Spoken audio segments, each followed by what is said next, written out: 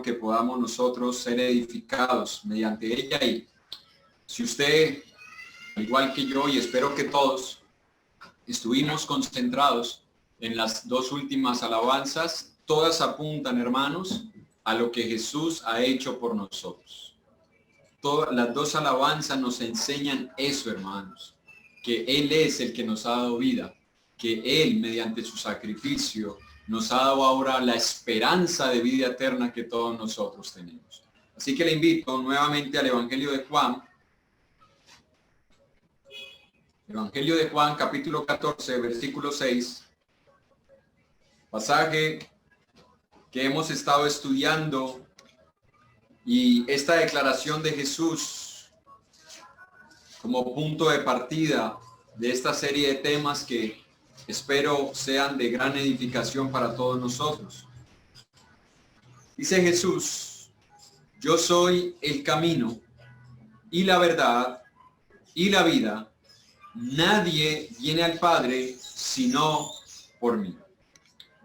Desde este pasaje, hermanos, hemos tratado de ir ampliando, de ir profundizando un poco más en esa enseñanza de Jesús a sus discípulos, y que es para todos nosotros, acerca de lo que significa para nosotros la vida. No porque este pasaje no sea suficiente, porque para mí este solo pasaje de por sí ya enseña muchísimo, hermanos, y tiene una profundidad que a lo largo de las meditaciones estaremos viendo. Pero es bueno que nosotros podamos sustentar todo este tema, hermanos, partiendo de esas enseñanzas que tenemos nosotros en todas las escrituras. No porque este pasaje, vuelvo a repetir, no tenga peso, sino porque la palabra habla mucho acerca de este tema de la vida. Nos confirman, hermanos, que la declaración que ha hecho Jesús es verdad, y haríamos bien en tomar en cuenta todos esos pasajes para que nosotros podamos de esa forma ampliar un poco más este tema, y para que cuando vayamos a compartir con alguien tengamos argumentos más completos y de una forma más concreta, para que las personas puedan entender qué fue lo que quiso decir Jesús acerca de yo soy la vida. Y eso es lo que hemos tratado de ir haciendo, partiendo desde el origen. ¿Cuál es el origen de la vida? Así que vamos a orar. Y después de esta oración, vamos a continuar. Oremos. Soberano y glorioso Dios, muchas gracias, Padre amado, por este momento, porque ahora podemos abrir tu palabra, venir ante ella y poder aprender cada vez más de Jesús, de su obra, su gloria, su santidad, su poder y de todo lo que Él posee por ser Dios. Así que ayúdanos para que nuestras mentes y corazones estén dispuestos y alejemos todo concepto teológico que no nos permita recibir con mansedumbre tu palabra y que ella sea implantada en nuestros corazones.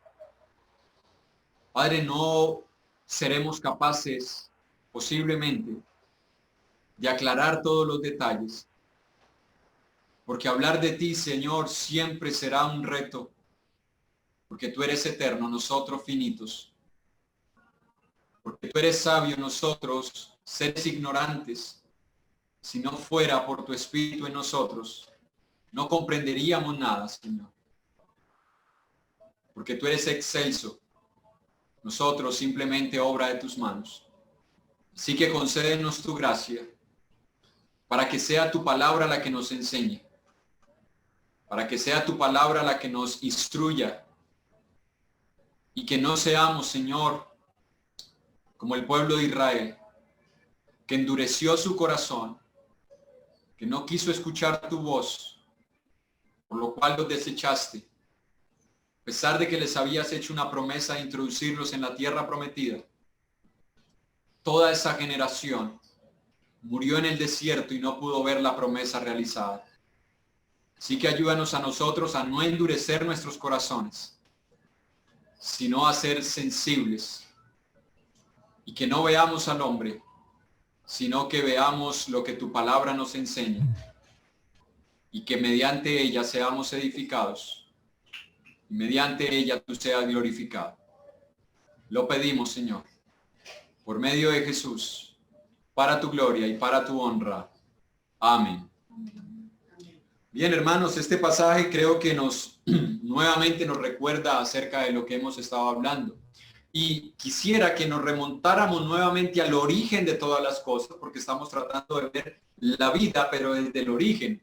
Y en el libro de los Hebreos, capítulo 1, versículo 10, tenemos nosotros este pasaje que es una cita. Escuche, este pasaje lo que está haciendo es citando lo que dice el Salmo 102, versículo 25 al versículo 27.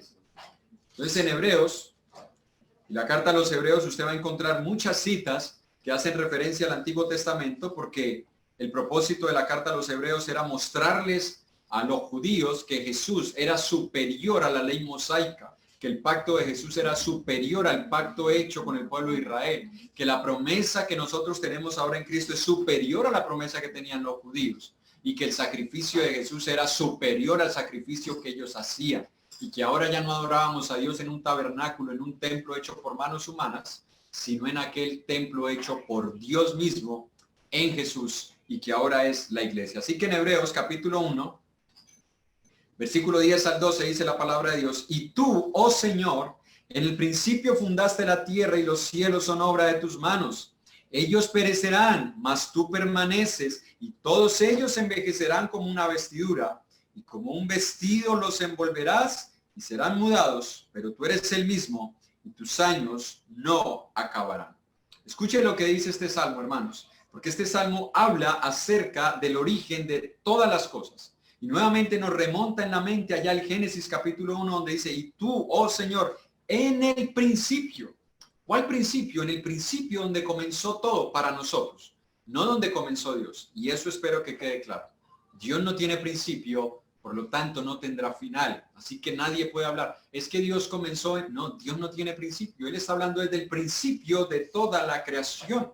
Y nos está diciendo que el Señor en el principio fundó la tierra y los cielos son obra de sus manos. Ahora, ¿qué es lo que nos está mostrando aquí, hermanos? Que Jesús ya existía como Dios eterno y todopoderoso, no como un ser creado, como lo han tratado de presentar muchas religiones muy famosas y muy difundidas, en donde quieren presentar a Jesús como un ser creado. No, este pasaje lo está mostrando como un ser creador. ¿Por qué sabemos que está hablando de Jesús?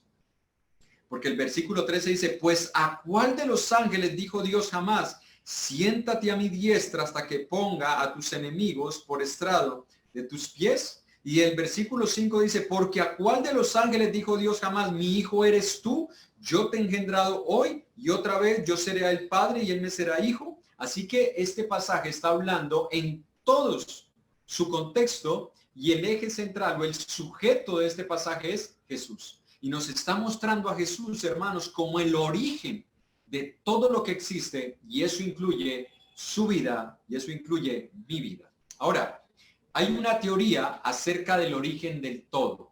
Existe una teoría científica acerca del origen del todo. Y esa teoría, bueno, nosotros tenemos muchas teorías, pero este hombre, un científico llamado Herbert Spencer, quien vivió en los años 1800 y que fue premio Nobel de Biología, escuchen, no era cualquier científico, no era cualquier escritor, fue premio Nobel de Biología, dijo: todo existe en una de estas 5 categorías: tiempo, fuerza, acción, espacio y materia. Escuche la teoría de este hombre, porque esa ha sido la base de todas las demás teorías. Puede que las manifiesten en otra forma, con más complejidad, puede que traten de llevarnos un poco más allá, algo más profundo, pero esta teoría ha sido una de las bases de las cuales se han derivado todas las demás teorías, y han tomado esas ideas y esos 5 puntos para formar todas las demás teorías: la evolución, el Big Bang, el creacionismo, el humanismo y todas las demás teorías que las personas han postulado. Entonces este hombre dice que todo lo que existe en estas 5 categorías: tiempo, fuerza, acción, espacio y materia. Ahora, ¿por qué citar esto, hermanos? Porque si nosotros vamos de memoria a Génesis 1.1, y ahorita lo van a ir viendo proyectado, Génesis 1.1 nos dice que, más bien, Génesis 1.1 nos muestra que este hombre no estaba equivocado. La teoría de este hombre, aunque era un hombre incrédulo, tiene, hermanos, su base en la declaración bíblica en el Génesis 1.1. Porque como dice Génesis 1.1, en el principio, eso es tiempo, Dios, eso es fuerza, creó, eso es acción o dinámica, los cielos, eso es espacio, y la tierra, eso es materia. Las 5 categorías de Herbert Spencer son las mismas 5 categorías que la Biblia nos relata en el libro del Génesis. Es decir, todo lo que el hombre quiere o ha querido saber acerca del origen de todo, acerca de la creación, incluyéndonos a nosotros, Dios lo reveló en un solo versículo, hermanos y hermanas. Escuche, amigo, si usted es ateo y usted se interesa por ver estos sermones o estas enseñanzas para contradecir luego lo que dice la palabra de Dios, escuche lo que dice la palabra. En un solo versículo, Dios le reveló al hombre hace 3.400 años, porque el Génesis fue escrito en el 1400 o 1440 antes de Cristo.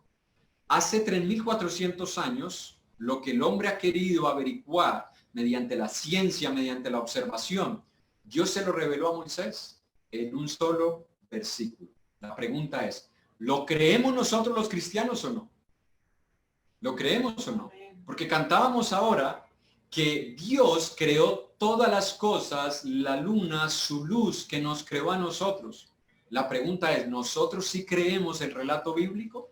O como alguien que enseña también acerca de la Biblia dice que ese es un relato solo como para niños. Lo que pasa es que Dios tenía que hablarnos como a niños, que no nos podía hablar como personas inteligentes porque el hombre era muy primitivo. Y puede ser que el hombre no tuviese todas las revelaciones que tiene hoy y todo el desarrollo tecnológico que tiene hoy, pero si hay algo con lo cual Dios creó al hombre fue con inteligencia. Dios no estaba hablando con seres irracionales, por eso no somos iguales a los seres humanos, a los animales, perdón. Los seres humanos fuimos creados a imagen y a semejanza de Dios. Así que si la Biblia en Génesis 1.1 enseña que esa es la forma en la que todo llegó a existir, hermanos, la palabra dice, no penséis más allá de lo que está escrito. ¿Creemos nosotros lo que dice la Biblia? Porque escuche, Spencer no era cristiano. Spencer no estaba tratando de convencer a las personas de que creyeran en el relato bíblico. Spencer no estaba llevando a las personas a que crean lo que dice Dios acerca de la existencia. Él no aceptaba la Biblia como una verdad, por eso tuvo que comenzar a formularse preguntas para llegar a esa teoría. Él era un creyente, pero un creyente de la evolución. Él es contemporáneo con Darwin. Él era un creyente de la evolución, él era un creyente de la casualidad y la existencia, es decir, que todo fue hecho de la nada. Él era un creyente de la ley del más fuerte, porque esa es la ley de la evolución, de que el más fuerte es el que sobrevive y el más fuerte es el que se adapta. Y por eso es que Hitler mató a todas las demás personas, porque decía, hay que aplicar la ley de la evolución. ¿Cuál es? El más fuerte sobrevive y los negros no pueden sobrevivir, los judíos no pueden sobrevivir, todas las demás razas son inferiores y el que no pelea por su vida no tiene derecho a vivir, así que todos deben ser exterminados. Y allá vienen esas enseñanzas. De eso vamos a estar hablando, si Dios lo permite, más adelante. Él era uno de los que creía que el ser humano era un animal, pero más desarrollado que los demás. Nosotros somos animales, pero con más inteligencia y más capacidad. Esa era la teoría de Herbert Spencer. Pero qué bueno, que esa teoría que este hombre postuló del origen del todo, confirma lo que la palabra de Dios enseña. Y eso lleva a las personas a convencerse que Dios es el creador.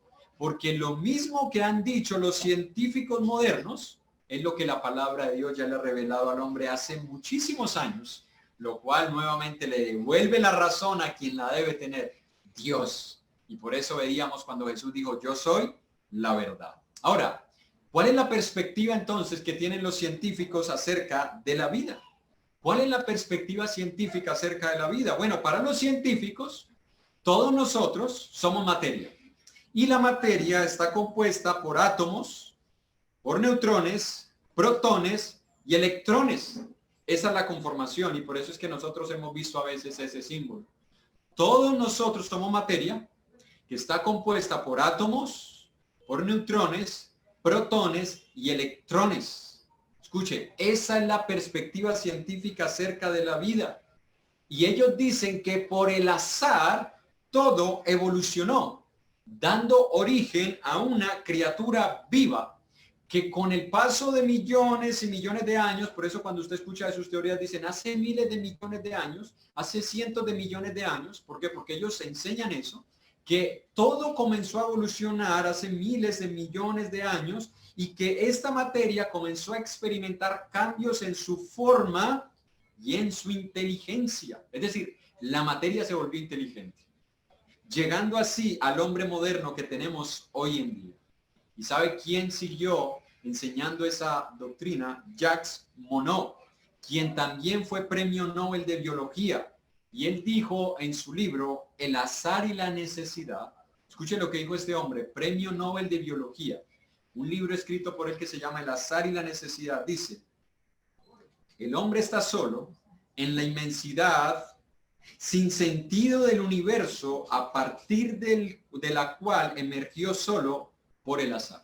Escuchen lo que este hombre, premio Nobel de Biología, es decir, hombres premiaron a este hombre porque era una eminencia en biología. Y este hombre dice que el hombre está solo en la inmensidad de este universo, que no tiene sentido de él, pero que él se deriva de este universo, que él emergió de este universo por el azar.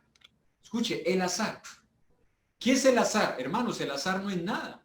El azar no existe. El azar es una irrealidad. El azar es una suposición. El azar no es tangible. El azar no puede ser calculado y decir esto va a pasar, porque hay cientos de millones de cosas que pueden echar a perder algo que usted y yo planeemos y que esperamos que el azar haga que esas cosas sucedan. Este hombre es de los que creen que nada más nadie es igual a todo. Escuche, esa es la teoría de ellos. En el principio no había nada. En el principio no había nadie, pero luego apareció todo. Yo no sé, hermanos, si nosotros creemos más racional estas teorías que el relato bíblico de Génesis 1:1, aunque muchos lo cuestionen y aunque muchos digan que es que Dios nos reveló todo allí. Yo no sé si es más racional entonces creer en esas teorías que nada más nadie es igual a todo, o creer que Dios más nada es igual a todo. Porque Dios le dio origen a todo. Dios no necesitaba de nada para hacerlo todo, porque Dios es creador. Dios puede crear todo lo que Él quiera. Y es por eso que usted y yo hemos llegado a existir. Pero esa es la teoría acerca de la existencia del universo. De que el hombre, hermanos, llegó a existir por el azar, que el hombre llegó a existir por la nada. Y él también dijo, Jacques Monod dijo, el azar puro, absolutamente libre, aunque ciego, se encuentra en la raíz misma del edificio estupendo de la evolución. Escuche lo que él dice. Que el edificio de la evolución, que es la estructura que sostiene todas estas teorías de que el hombre llegó a existir por el azar, dice que el azar es lo que sostiene esta teoría. Es decir, esta teoría está sostenida por algo que no existe. Escuche, esta teoría está sostenida por algo que no existe. Nuevamente la pregunta, ¿nos parece racional esta perspectiva de la ciencia? ¿O tiene más sentido lo que dice la Escritura? Que en el principio Dios creó. ¿No tiene eso más racionalidad? ¿No tiene eso más argumento, más peso? Porque estamos partiendo no del azar, sino de un origen. ¿Cuál es el origen? El origen es Dios. Ahora, para nuevamente conectarnos con la vida, vamos a ver la perspectiva de la vida, pero según la Biblia. ¿Cuál es la perspectiva de la Biblia acerca de la vida. Bueno, Génesis 1:27 y luego Génesis 2:7. Primero el 1:27 dice la palabra de Dios. Y creó Dios al hombre a su imagen. A imagen de Dios lo creó. Varón y hembra los creó. Y Génesis 2, versículo 7 dice, entonces Jehová Dios formó al hombre del polvo de la tierra y sopló en su nariz aliento de vida y fue el hombre un ser viviente. Escuchen lo que nos dice la palabra de Dios en estos versículos. Según este relato, Dios primero crea al hombre del polvo de la tierra, pero lo crea a su imagen y semejanza y luego pone en él aliento de vida. Ese soplo divino, como muchos han dicho, es que ustedes dicen que el hombre fue hecho del polvo de la tierra. Sí, polvo de la tierra, pero tuvo en él un aliento divino. Y ese aliento divino fue lo que le dio origen a la vida. Lo que nos enseña también este pasaje, hermanos, es que primero fue la materia y luego le dio vida. Y me refiero a primero fue la materia en cuanto a la creación del hombre, porque ya hemos visto que en cuanto a la vida, ya Dios había creado otro mundo, otra esfera que era la espiritual antes de crear al hombre.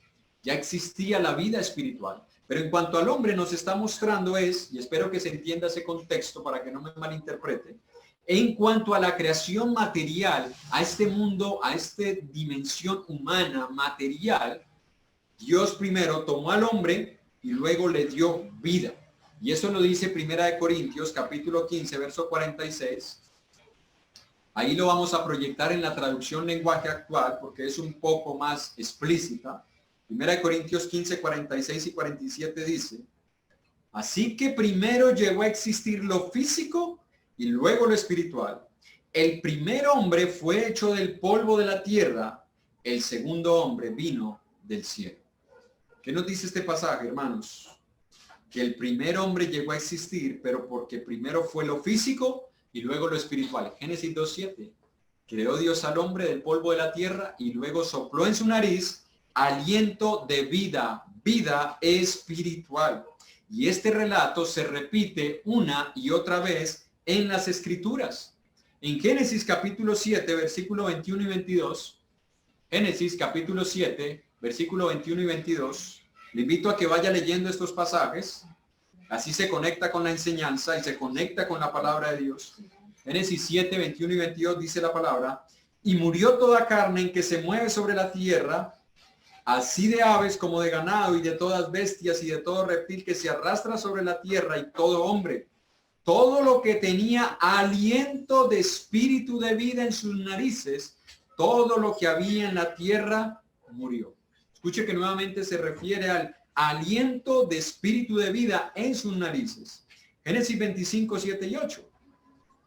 Y estos fueron los días que vivió Abraham, 175 años, y exhaló el espíritu y murió Abraham en buena vejez, anciano y lleno de años, y fue reunido a su pueblo. Nuevamente habla de que él exhaló. Y es por eso que a muchas personas, para detectar si están vivas o no, les ponen un espejo cerca de la boca o la nariz para ver si todavía en ellos hay vida. Bueno, aquí dice que exhaló, es decir, entregó el espíritu. Ese espíritu que le había sido dado por Dios, ahora lo devolvía. Génesis 35, 28 y 29 dice, y fueron los días de Isaac 180 años, vivió más que el papá. Y exhaló Isaac el espíritu y murió y fue recogido a su pueblo, viejo y lleno de días, y lo sepultaron Esaú y Jacob, sus hijos. Y esto se está estudiando con los niños, la vida de Jacob. Job 32, 8. Ciertamente espíritu hay en el hombre, y el soplo del omnipotente le hace que entienda. Ahorita no solamente se refiere a que le da vida, sino también entendimiento en ese soplo que Dios puso en él. Job 33, 4. El espíritu de Dios me hizo y el soplo del omnipotente me dio vida. Y Eclesiastés 12, 7. Y el polvo vuelve a la tierra como era y el espíritu vuelve a Dios que lo dio. Todos estos pasajes presentan a Dios como aquel que ha puesto vida en el hombre. Y lo hacen refiriéndose al soplo divino, que luego lo vamos a ver, pero en el Nuevo Testamento. Cómo se manifestó ese soplo divino en esa nueva creación que ahora Dios hacía, conocida como la iglesia del Señor o la vida en Cristo, de lo cual vamos a seguir hablando. Pero escuche, cuando se habla acerca de ese soplo divino, no se refiere solamente a esa vitalidad, sino que nos habla, hermanos, de que nos da inteligencia, nos da sentimientos, nos da conciencia de existencia, nos da capacidad de comunicarnos de diferentes medios. Hay gente que dice, ay, los mudos, ellos también se comunican y los ciegos también se comunican. Nosotros tenemos esa capacidad de comunicarnos. Nos da energía para poder movernos, para poder actuar, para poder desarrollar nuestras diferentes acciones. Es decir, todo lo que nos caracteriza como seres vivos humanos, y hago la claridad, como seres vivos humanos, porque Dios también ha puesto en los animales aliento de vida, pero en los seres humanos hay una diferencia. Y eso que nos caracteriza como seres humanos, Dios lo puso en nosotros. Pero si nosotros volvemos en la mente a Juan 14:6, cuando Jesús está hablando acerca de la vida, la forma en la que Él está hablando, hermanos, Él no se está refiriendo solamente a esa vitalidad, a eso que nos mantiene en este mundo, o a la energía, o a la capacidad de comunicarnos, o a esas cosas que nosotros hacemos como pensar, como desarrollar cosas, que podamos entender cosas. No, hermanos, cuando Jesús se está presentando como vida, es otro tipo de vida, hermanos. Y solo hasta que usted y yo entendamos a qué vida es a la que se refiere el Señor, es que nosotros le vamos a dar valor a cada momento de nuestra existencia en este mundo, y también le vamos a dar valor a la existencia de las demás personas. Porque escuche, la dignidad del hombre no está en el hombre. La dignidad del hombre está en el hecho de que Dios lo creó, que Dios lo formó a su imagen y semejanza, y ahí está la dignidad del hombre. Así que hasta que usted y yo entendamos lo que significa la vida y lo que Jesús quiso enseñar cuando dijo yo soy la vida, hasta que no lo entendamos, no vamos a valorar la vida que tenemos ahora. Este momento en el que nos encontramos, este espacio de tiempo en el que nos hemos reunido como iglesia, no le vamos a dar valor hasta que no entendamos las palabras de Jesús. Así que debemos tener mucha atención en cada declaración que hizo Jesús cuando se refirió a la vida y cada declaración que la palabra de Dios nos enseña acerca de la vida. ¿Por qué? Porque si nosotros nos volvemos al contexto de Juan 14:6, en el capítulo 13, no solo Jesús le lavó los pies, sino que Jesús les habló de que Él se iba a ir, de que Él iba a morir, de que Él iba a ser glorificado en el Padre y el Padre iba a ser glorificado en Él. ¿Saben qué? En su muerte. Escuche, Jesús está hablando acerca de su muerte y dice que en su muerte Dios iba a ser glorificado y Dios iba a glorificar a Jesús. Esa noticia de que Jesús iba a morir perturbó los corazones de los discípulos. Ellos no estaban viendo el propósito de su muerte. Ellos estaban pensando en un ser que iba a morir, un ser al que amaban, un ser que estuvo con ellos, un ser con el cual compartieron 3 años. No querían que muriera y por eso fue que Pedro le dijo, Señor, nunca tal cosa te acontezca, porque no querían que Jesús pasara por la muerte.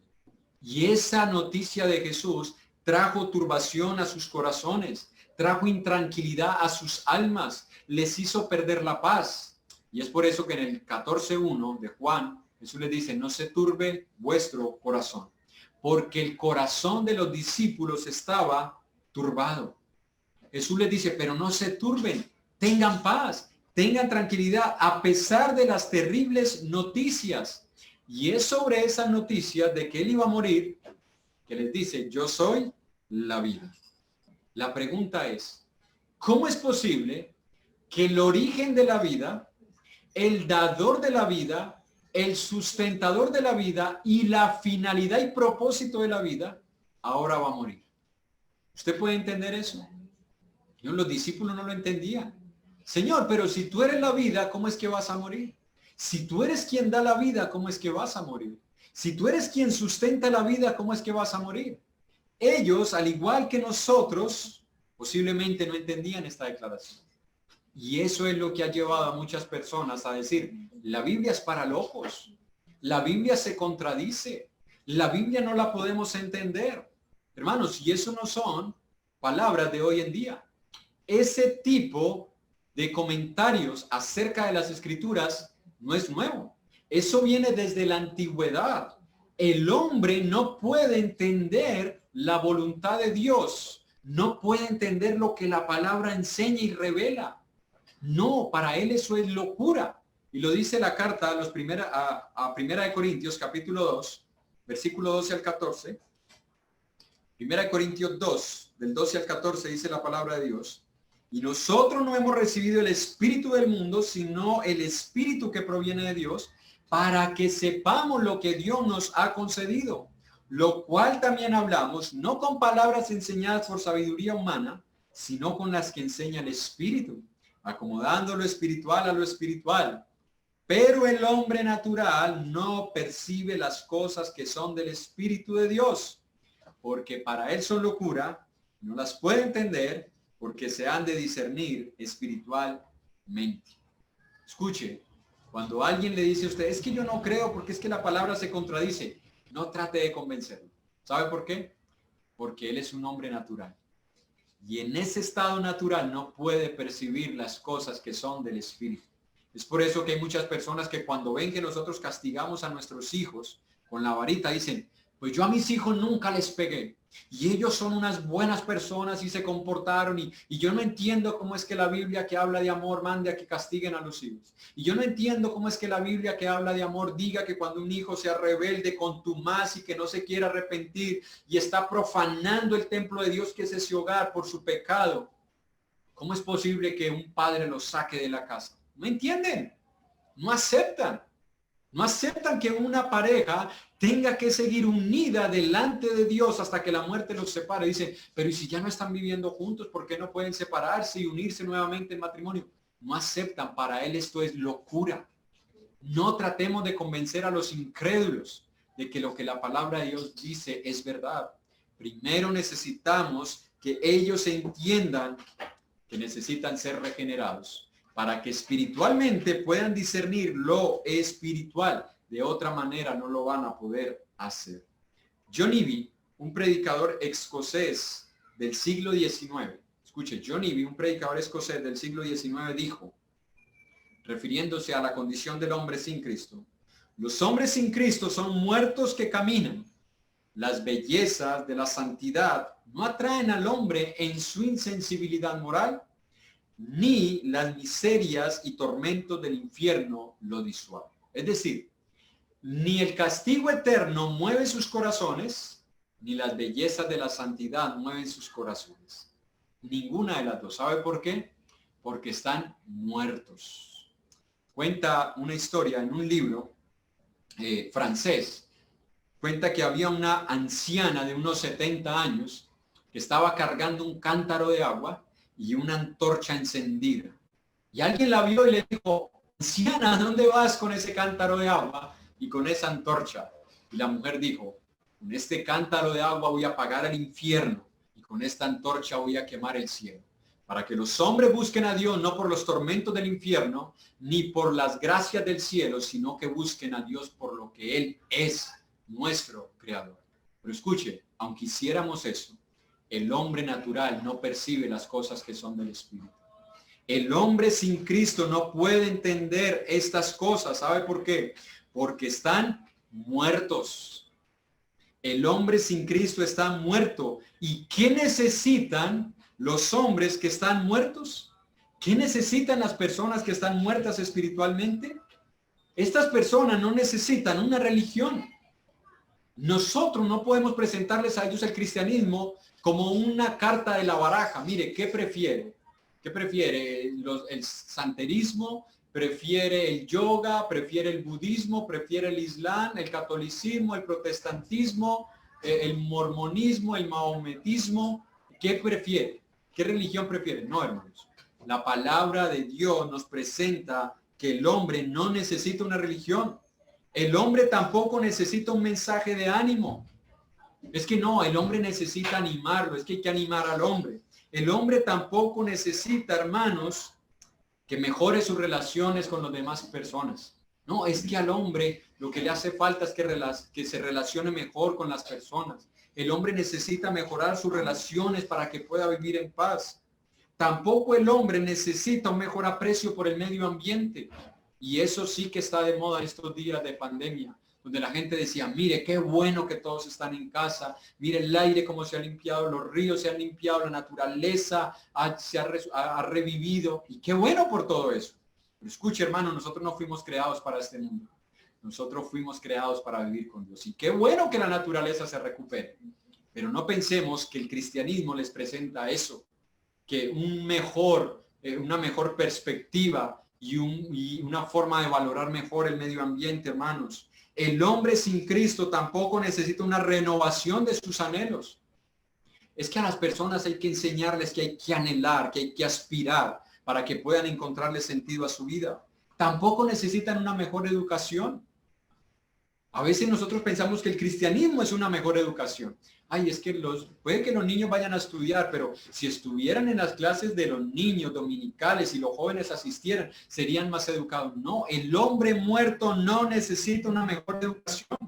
Tampoco necesita psicoanálisis. No, es que usted necesita que alguien lo vea.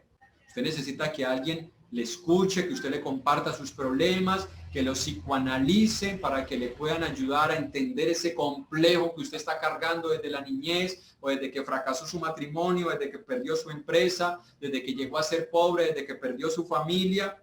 Bueno, hermanos, el hombre no necesita nada de eso. ¿Sabe por qué? Porque el hombre está muerto. Ofrézcale a un muerto dinero, educación, que vea mejor el medio ambiente. Ofrézcale, hermanos, psicoanálisis. ¿De qué le sirve al muerto? ¿De qué le sirve al muerto?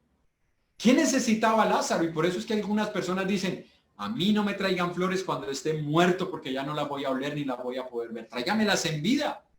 Hermanos, a veces nosotros presentamos el cristianismo así como flores a un muerto. Mire lo que usted podría tener si se vuelve cristiano. Una mejor educación, una mejor perspectiva del medio ambiente, mejores anhelos, mejores aspiraciones. Hermanos, el hombre sin Cristo necesita vida porque está muerto. Y esa vida no es una religión. Esa vida es Cristo. En Juan capítulo 11, versículo 25, dice la palabra de Dios. Juan 11, 25. Le dijo Jesús, yo soy la resurrección y la vida. El que cree en mí, aunque esté muerto, vivirá. Escuche lo que dijo Jesús. Yo soy la resurrección y la vida.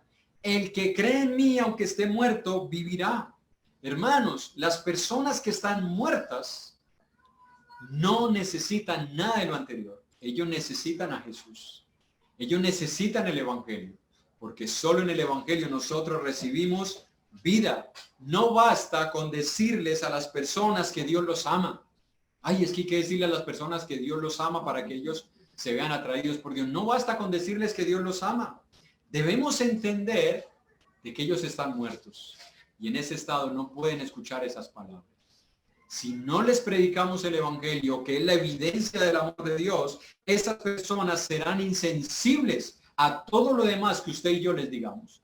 Si nosotros no comenzamos por el evangelio, hermanos, las personas seguirán muertas y en ese estado no podrán entender todo lo que Cristo ofrece por medio de su palabra.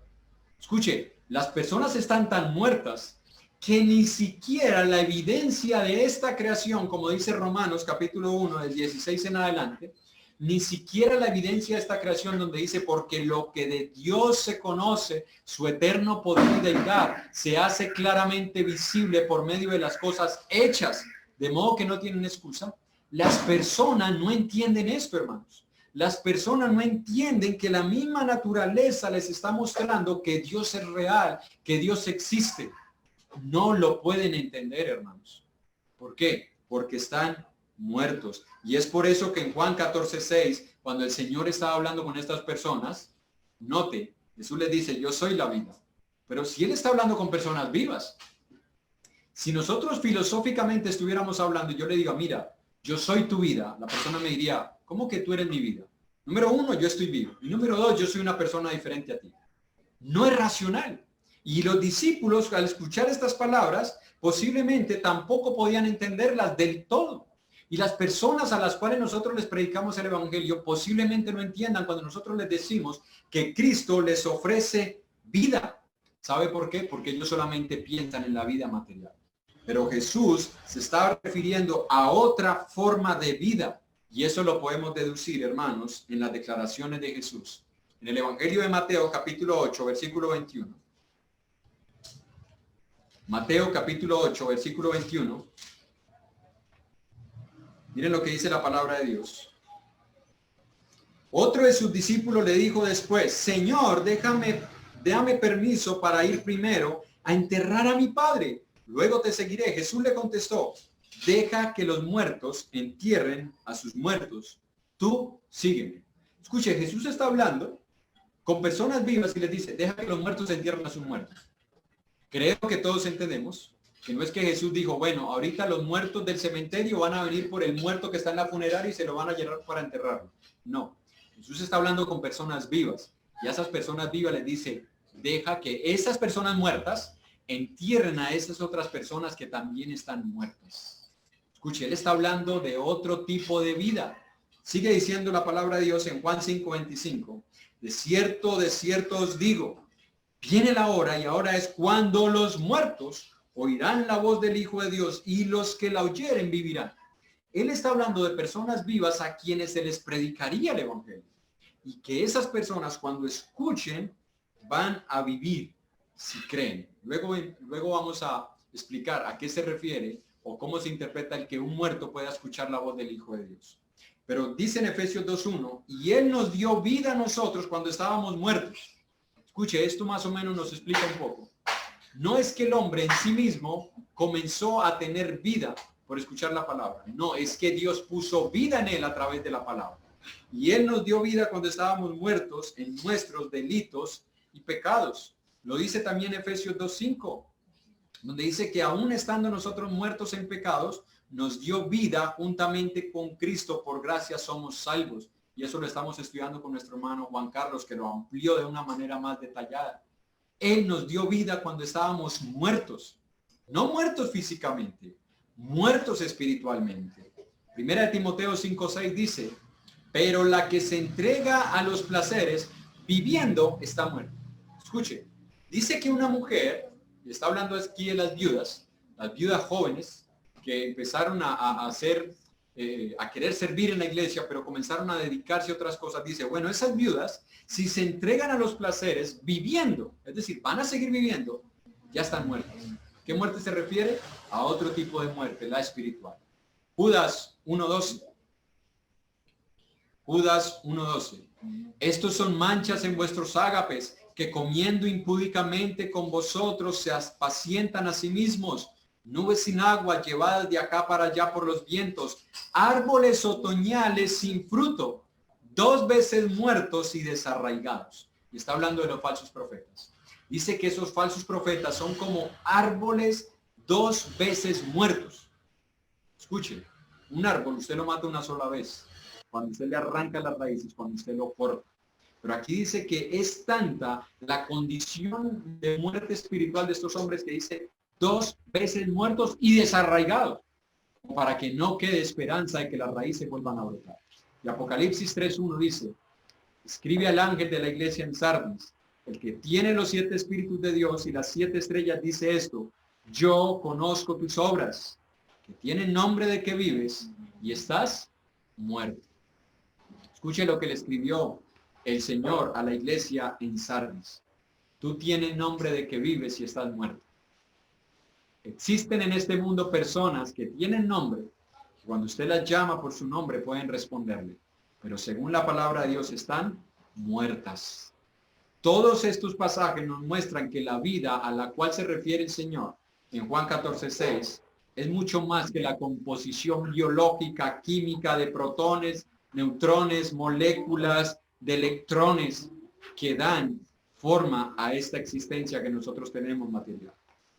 Escuche, cuando Jesús habla de la vida, no se refiere solamente a esta vida biológica, no se refiere solamente a la composición molecular de toda la materia que existe, incluyéndonos a nosotros. Jesús está hablando acerca de otra vida, de esa vida abundante que Él solamente puede dar, de esa vida abundante que Él nos ofrece. Entonces, ¿qué es la vida según Jesús?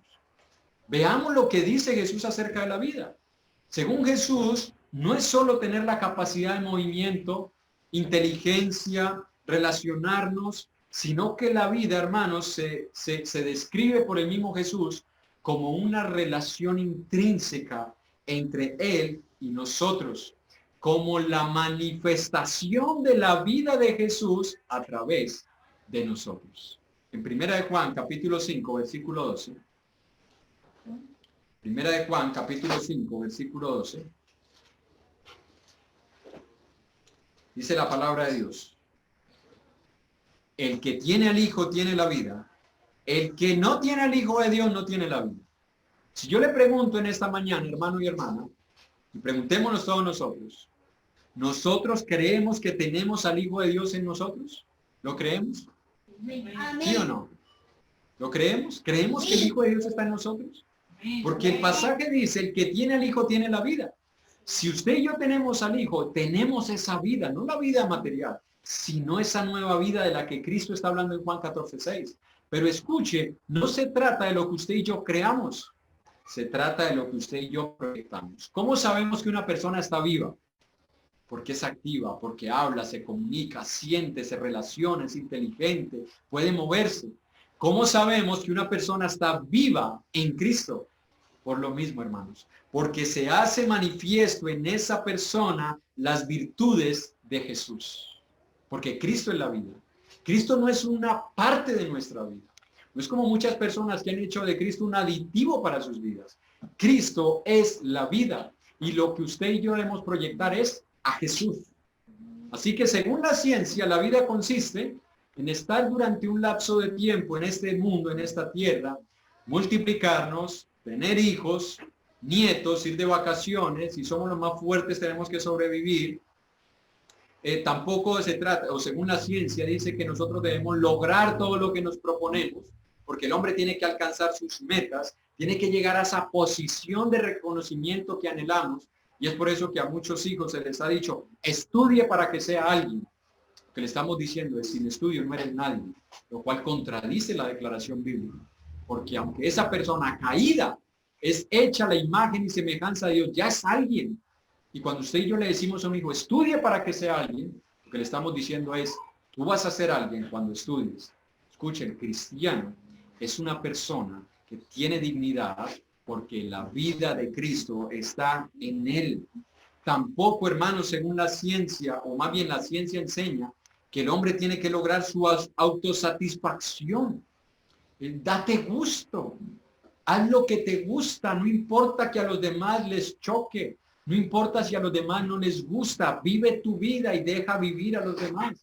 Y por eso es que ahora se ha promulgado tanto la libertad de género.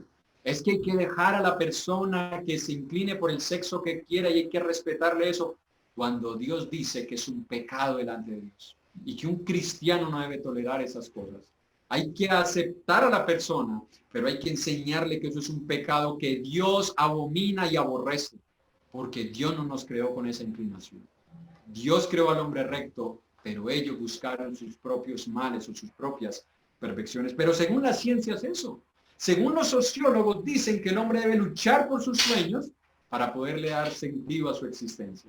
Porque si coaptamos al hombre de sus sueños, de sus proyectos, de sus anhelos, de sus inclinaciones, no le estamos dando razón de existir.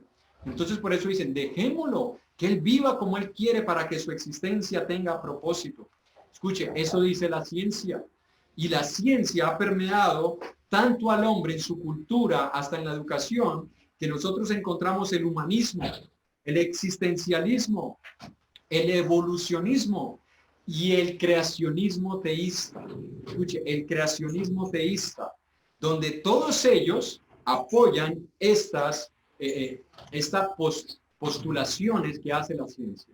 El hombre tiene que buscar sus metas, sus anhelos, que hay que dejarlo libre, que puede hacer lo que quiere, que tiene que buscar su autosatisfacción, que él es libre de decidir lo que quiere hacer con su vida. Si quiere abortar, aborta. Si quieres ingerir licor, ingiérelo. Si quieres fumar, fuma. Si quieres tener 2 o 3 hombres al mismo tiempo, tenlo. Si quieres tener relaciones con animales, hazlo. Si quieres mostrar tu cuerpo y exhibirlo para que todos los demás lo vean, hazlo.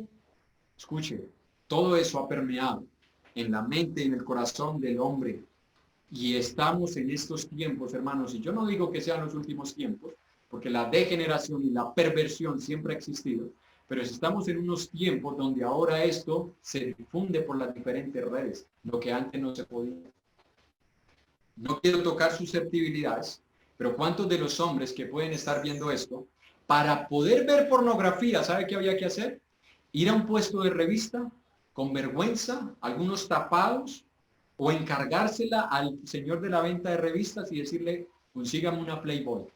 Y esa revista la ocultaban, la escondían, como dijo en una ocasión un predicador, algunos debajo de la llanta de refacción, donde la mujer no iba a levantar la llanta para cambiarla, sino que solamente el hombre sabía que allí estaba, para ver pornografía. Hoy no.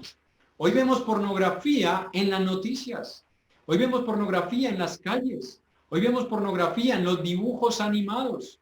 Hoy usted está buscando un mensaje acerca de la palabra de Dios y al lado se empiezan a abrir ventanas emergentes donde ya hay insinuaciones para que usted les dé like y se meta a esas páginas. Por eso es que debemos tener mucho cuidado con lo que nuestros hijos ven. Estar monitoreando las páginas que ellos están abriendo. Estar pasando de vez en cuando. Es que estoy haciendo tareas, pero hay que mirar. Porque el diablo les pone allí esas pantallas para que ellos le den like, para que ellos comiencen a introducirse en un mundo de pornografía del cual les va a costar salir. Porque el pecado sabe que el hombre se ve inclinado hacia la inmoralidad. Pero la vida que ofrece Jesús, hermano, no es lo que el mundo ofrece. La vida que ofrece Jesús es mucho más que eso. Pero la pregunta que debemos hacernos es, el mundo enseña eso. El hombre tiene que lograr sus metas, lograr sus sueños, que tiene que multiplicarse, tener muchos hijos, irse de vacaciones, que tiene que sentir autosatisfacción, que tiene libertad de hacer todo lo que él quiere para que le pueda dar existencia a su vida. Eso enseña la ciencia. La pregunta es, ¿no es así como están viviendo muchos creyentes? ¿No es así, hermanos, o no es verdad que para muchos creyentes Dios solamente es el medio para lograr sus metas, no su meta final? Escuche, para muchas personas Dios es simplemente el medio para lograr sus metas, no su meta final. Para muchas personas Cristo no es su necesidad. Cristo es quien va a llenar sus necesidades. Y usted y yo muchas veces somos culpables de que esa teoría o esas enseñanzas se introduzcan en el corazón de las personas. ¿Alguien tiene problemas con su esposo? Venga a la iglesia. ¿Alguien tiene un hijo enfermo? Venga a la iglesia. ¿Alguien tiene un problema económico? Venga a la iglesia. ¿Alguien está sintiendo intranquilidad? Venga a la iglesia. Les estamos llevando a Jesús, pero para que llene su meta, no los estamos llevando a Cristo como su meta final. No los estamos llevando a eso. Y es por eso que las personas ven a Cristo como un medio para mejorar su capacidad productiva, para mejorar su tranquilidad, para mejorar sus hogares. ¿Y quién no quiere tener un hogar donde los hijos teman a Dios? ¿Quién no quiere tener un hogar donde los hijos tengan relaciones creyentes, donde estén alejados del vicio? ¿Qué esposa no quiere tener un hombre que diga que ama a Dios, que diga ser creyente para que no le sea infiel? ¿Qué hombre no quiere tener una mujer que esté conectada a las 24 horas del día a enseñanzas bíblicas para que no le sea infiel? ¿Quién no quiere tener eso? Pero la pregunta es, ¿estamos buscando a Dios solamente por eso? ¿Esa es la vida que Cristo ofrece? ¿O estamos pensando que Cristo es nuestra vida? Y lo digo, hermanos, porque muchas veces nosotros, teniendo a Cristo en nuestras vidas, seguimos manifestando insatisfacción, aburrimiento. Los jóvenes hoy en día viven aburridos. Se les ha inventado Facebook, Twitter, YouTube, tienen Ataris, tienen Game Boys, tienen tablets, tienen celulares, pueden salir a la calle a disfrutar, pueden jugar, pero siguen aburridos, siguen manifestando aburrimiento. Muchos de nosotros también seguimos manifestando insatisfacción, aburrimiento, seguimos manifestando un vacío en nuestros corazones que no hemos podido llenar y que tratamos de llenar con lo que este mundo ofrece, pensando que nosotros merecemos algo mejor. Es que si yo soy un hijo de Dios, a mí me tiene que ir bien en la vida. Es que si yo soy un hijo de Dios, todos mis hijos van a tener que ser temerosos de Dios y todos van a llegar al cielo. Es que si yo soy una hija de Dios, mi esposo no tiene por qué engañarme, porque yo le sirvo como dice Dios. Es que si yo soy un hombre de Dios y trabajo honradamente y llevo el sustento a mi hogar, mi esposa tiene que ser sujeta, mis hijos me tienen que obedecer y Dios tiene que prosperar mi negocio. Hermanos, así estamos viviendo. Pensando que nosotros merecemos algo mejor. Hermano, nosotros merecemos el infierno. Eso es lo que usted y yo merecemos. Por la gracia de Dios nos promete la vida eterna. Pero todos nosotros merecemos el infierno porque ninguno de nosotros ha vivido sin pecado. Todos hemos pecado. Todos. Y un solo pecado es suficiente para que toda la ira de Dios venga sobre nosotros. La única razón por la cual Dios no nos ha enviado al infierno, siendo creyentes, es por el sacrificio de Jesús. Es por su vida, hermanos. Es porque su vida ahora nos da a nosotros vida. Pero si usted y yo seguimos viviendo insatisfechos en este mundo, hermanos, pensando que cuando logremos todo lo que queremos vamos a ser felices, vamos a terminar como Salomón, en las mismas conclusiones que Salomón. En Eclesiastés capítulo 6, versículo 3, dice la palabra de Dios: aunque el hombre engendrare 100 hijos y viviere muchos años, y los días de su edad fueren numerosos, si su alma no se sació del bien y también careció de sepultura, yo digo que un abortivo es mejor que él, porque este en vano viene y a las tinieblas va, y con tinieblas su nombre es cubierto. Además, no ha visto el sol ni lo ha conocido, más reposo tiene que aquel, porque si aquel que viviere 1000 años 2 veces, sin gustar del bien, ¿no van todos al mismo lugar? Todo el trabajo del hombre es para su boca y con todo su deseo no se sacia. Escuche, si nosotros vivimos pensando que el cristianismo es un medio, es una forma de nosotros lograr todo lo que queremos en este mundo, al final nuestro deseo nunca se saciará. ¿Sabe por qué? Porque si Cristo no lo ha llenado todo en nosotros, nada lo puede llenar. Escuche, si Cristo no ha llenado todo en nosotros, nada lo puede llenar. Si yo estoy pensando que Cristo es solamente un medio para lograr algo, que Dios es un medio para lograr mis metas, yo no voy a tener la vida. Yo necesito a Cristo. Usted necesita a Cristo, amigo o amiga que nos ve.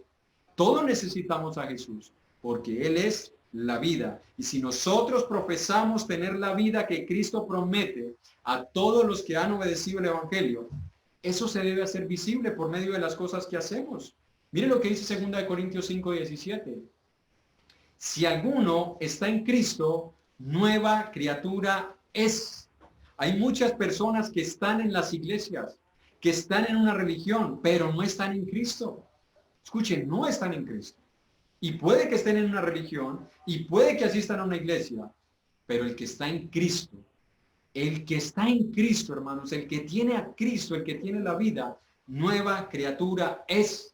Y eso no se trata simplemente de pensar y decir, ay, salí de las aguas del bautismo, soy una nueva criatura. Eso se tiene que hacer visible.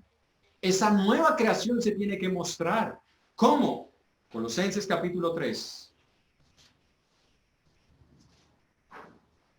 Versículo 1 en adelante dice, si pues habéis resucitado con Cristo, si pues habéis resucitado con Cristo, es una declaración, no es una pregunta, donde buscar las cosas de arriba, donde está Cristo sentado a la diestra de Dios. Poned la mira en las cosas de arriba, no en la de la tierra, porque habéis muerto y vuestra vida está escondida con Cristo en Dios. Es decir, nuestra vida está detrás de Cristo. Ahí está nuestra vida, protegida por la vida de Cristo. Cuando Cristo, nuestra vida, se manifieste, entonces nosotros también seremos manifestados con Él en gloria. ¿Cómo se manifiesta esa vida? Hagan morir, pues. Como si le estuviera diciendo, ustedes dicen que están en Cristo, ustedes están en Cristo, ustedes tienen la vida escondida con Cristo, y cuando Cristo en nuestra vida se manifieste, nosotros seremos manifestados con Él en gloria. Por esa razón, hagan morir lo terrenal en ustedes. ¿Por qué? Porque somos una nueva criatura. ¿Y qué es lo terrenal? Fornicación. Si estamos profesando ser cristianos y decir que tenemos la vida y estamos en fornicación, no es verdad que tenemos la vida. Impurezas. pasiones desordenadas, malos deseos y avaricia, que es idolatría. Y escuchen este término de la avaricia, porque puede que algunos de nosotros digan, bueno, la avaricia es esos que se afanan por trabajar y que incluso hasta roban y hacen negocios ilícitos por tener. No, la avaricia puede estar en el corazón de un cristiano, que teniendo lo necesario quiere tener más. En una ocasión, una muchacha en una universidad cristiana fue la mejor estudiante de la universidad. Así que se le dio el espacio para que ella dirigiera el último discurso a todo el auditorio, a los profesores y a los universitarios. Y esta mujer dijo algo que muchos la aplaudieron. Y esta mujer dijo, se graduó de administración de empresas y dijo, yo les animo a que ustedes ganen todo el dinero que puedan en la vida, pero háganlo honradamente. Y todas las personas, bravo, por allá no faltó el amén, qué buen consejo, y es así, uno tiene que ganarse todo el dinero honradamente.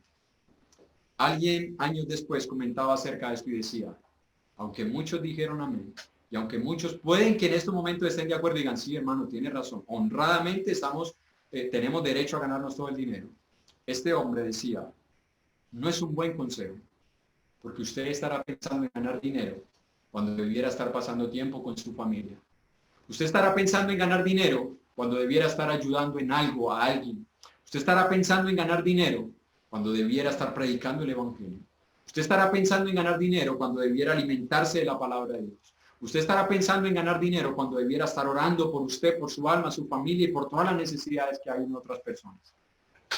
Escuche, parece un buen consejo, pero puede llevarnos a la avaricia, porque podemos estar descuidando las riquezas en Cristo que ya tenemos, como lo estudiamos con nuestro hermano Juan Carlos, por querer ganar las riquezas de este mundo. Sigue diciendo, cosas por las cuales la ira de Dios viene sobre los hijos de desobediencia, en las cuales vosotros anduvisteis en otro tiempo cuando vivíais en ellas. Pero ahora dejad también vosotros todas estas cosas. ¿Cuáles? Ira, enojo, malicia, blasfemia, palabras deshonestas de vuestra boca. No se mientan los unos a los otros, habiéndose despojado el viejo hombre con sus hechos, y revestido del nuevo, el cual conforme a la imagen del que lo creó se va renovando hasta el conocimiento pleno. Epignosis, conocimiento pleno, conocimiento completo. ¿Dónde está ese conocimiento completo? La misma carta a los Colosenses lo dice, en Cristo, en quien están escondidos todos los tesoros de la ciencia y del conocimiento, en Cristo, hermanos.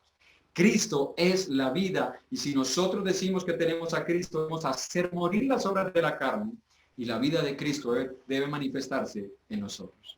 Así que la vida en Cristo no es una religión, no es un cambio de religión. Ay, yo me pasé del catolicismo al cristianismo, yo me pasé del protestantismo al cristianismo, yo me pasé de los testigos de Jehová al cristianismo, yo me pasé del evangelismo al cristianismo, yo me pasé del islam al cristianismo, del mormonismo. No, hermanos. La vida en Cristo no es una religión. La vida en Cristo es una transformación, pero no transformación moral, porque hay personas que se vuelven muy morales. Escuche, se vuelven muy morales y eso da la idea de que son muy piadosas, pero no es así. La vida en Cristo, hermanos, tampoco es una alternativa. Bueno, es que hay tantas alternativas. Está el budismo, está el islam, están los mormones. Los mormones permiten ciertas cosas, más de una mujer. Están los testigos de Jehová. Está el catolicismo, donde usted puede ir toda la semana, donde usted quiera, pero eso sí, el domingo vaya y de ese golpe de pecho. Y entre todas estas está el cristianismo. No, nosotros no ofrecemos el cristianismo. Nosotros presentamos la vida en Cristo.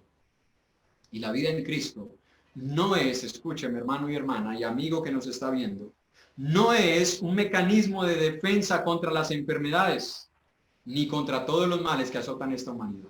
Porque hay personas que piensan eso, no es que yo me cubro con la sangre de Cristo, y es que al Hijo de Dios no le tiene por qué ir mal. El cristianismo, la vida en Cristo no es un mecanismo de defensa, porque si eso fuera así, escúcheme, los escritores del Nuevo Testamento tendrían que haber dejado de escribir muchas cosas que les pasaron a creyentes.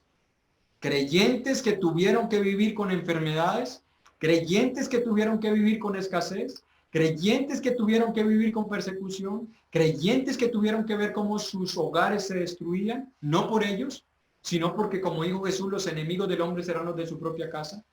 Hermano, la vida en Cristo no es un mecanismo de defensa para evitar todos los males de este mundo. Ni tampoco, hermanos, es para mostrarle al hombre la fórmula secreta de alcanzar el éxito. Y en eso se están convirtiendo los púlpitos. Ya parecemos a los motivadores del mundo. No, es que hay que enseñarles que Cristo los ayuda a alcanzar todas sus metas, todos sus logros, y Cristo te quiere llevar a la cima.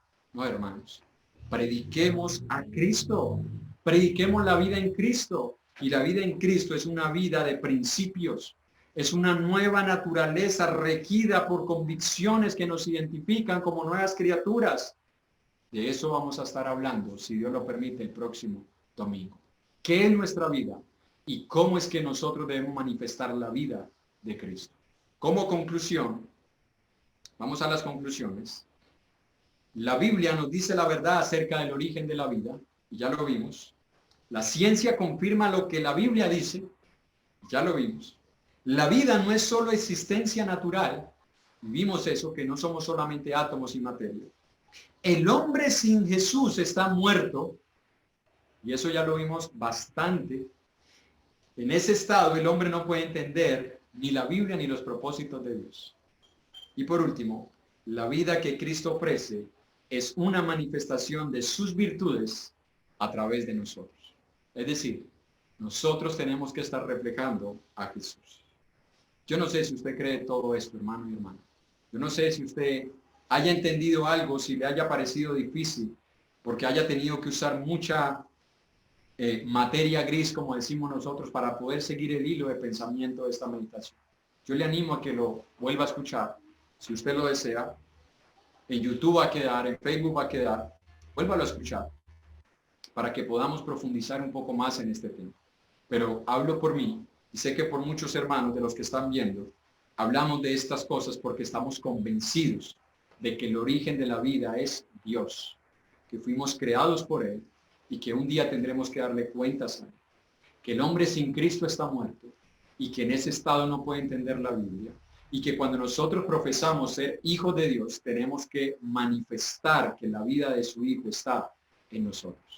En 2 Corintios, capítulo 4, versículo 13, dice la palabra de Dios: pero teniendo el mismo espíritu de fe, conforme a lo que está escrito, creí, por lo cual hablé. Nosotros también creemos, por lo cual también hablamos. ¿Por qué hablamos de estas cosas? Porque también creemos en esto que dice la Biblia, hermanos, en esto que nos dice la palabra de Dios. Por eso es que nos atrevemos a hablar de estas cosas. Y espero, hermano y hermana, joven, tú que estudias, tú que estás en la universidad, tú que tienes compañeros, tú que tienes familiares, si tú crees estas cosas, no calles. Háblale a las personas, y cuando te presenten teorías acerca del origen de la vida, llévalos a la escritura y muéstrales que lo que la ciencia enseña, ya Dios lo había revelado hace miles de años, acerca de tu vida, acerca de mi vida y del final de nuestras vidas en la presencia de Dios. Que Él les bendiga grandemente a todos, hermanos. Amén.